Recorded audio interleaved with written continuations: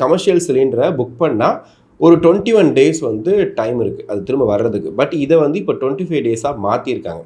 அதை தாண்டி சிலிண்டரை புக் பண்ணாலும் சிலிண்டர் கிடைக்கணும்ல, அதற்கான வழியும் இப்போ இல்லை அப்படிங்கிறதுனால இப்போ எல்லா ஹோட்டல்களும் மூடப்பட வேண்டிய சுச்சுவேஷனும் தள்ளப்பட்டிருக்கிறதாக சொல்கிறாங்க. சரி, ஏன் வந்து இந்த கமர்ஷியல் சிலிண்டர் கிடைக்க மாட்டேங்குது, தட்டுப்பாடு ஏன் வந்துச்சு அப்படின்னு கேட்டிங்கன்னா, நமக்கு வந்து சோர்ஸ் எங்கேருந்து கிடைக்குது, எங்கேருந்து நம்ம வாங்குகிறோம் அப்படின்னா சவுதி அரேபியாவிலேருந்து வாங்குகிறோம்.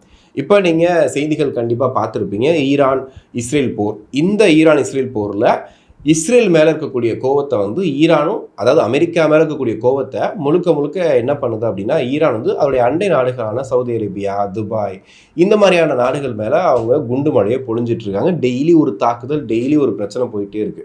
இதில் வந்து இவங்க அமைதி பேச்சுவார்த்தை, இவங்க அமைதி பேச்சுவார்த்தை அப்படிங்கிறாங்க. ஆனால் எதுவுமே இங்கே எட்டப்படலை. ஏன்னா அங்கே ஒரு முக்கியமான தலைவரை அங்கே கொண்டுட்டாங்க அப்படிங்கிற அந்த கோவத்தில் ஈரான் தொடர்ந்து தாக்கிட்டே இருக்காங்க. இதனால என்ன ஆயிருக்கு அப்படின்னா, சவுதி அரேபியாவிலேருந்து வெளியில், அதாவது உலகத்துக்கு வர வேண்டிய அந்த கேஸ் வர வேண்டிய அந்த வழித்தடம் இருக்கு இல்லையா, அதை வந்து மூடிட்டாங்க. ஸோ இதனால நிறைய இடங்கள்ல வந்துட்டு சிலிண்டர் வந்து தட்டுப்பாடாக இருக்குது. குறிப்பாக இந்தியாவில் இருக்கிற வரைக்கும் நம்ம பயன்படுத்திட்டு இருக்கலாம். இதுக்கப்புறம் என்ன பண்ணுறது அப்படிங்கிறது